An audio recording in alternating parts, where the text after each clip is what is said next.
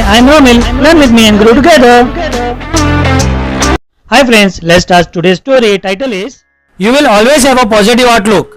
Once upon a time, there was a brave king who had fought and won many battles. Unfortunately, in his last battle, he was seriously injured, losing one eye and one leg. Despite his physical challenges, the king was known for his intelligence and kindness, ensuring his kingdom flourished and his people lived happy and healthy lives.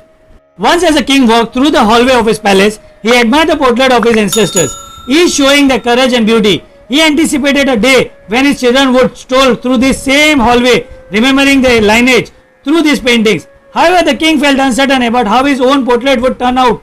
Given his disability, he decided to invite renowned painters from his kingdom, announcing that he wanted a beautiful portrait of himself to hang in the palace, promising rewards based on the quality of the painting. Everyone in court was anxious, wondering how an artist would create a beautiful portrait of a king with such physical limitations. They feared the king might react harshly if he did not like the painting, so silence filled the room as no painter dared to step forward.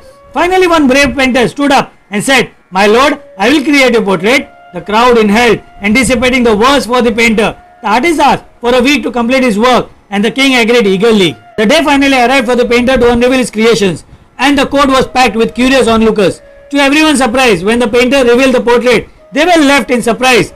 The painting showed the king sitting proudly on a horse, one leg raised, holding a bow with one eye closed as if aiming an arrow. The artist has skillfully covered the king's disability, creating a stunning piece.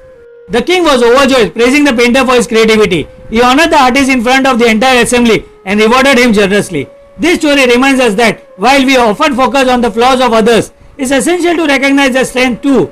If we dwell only on shortcomings, our outcome becomes negative. Instead, we should try to see the good in others and overcome their imperfections.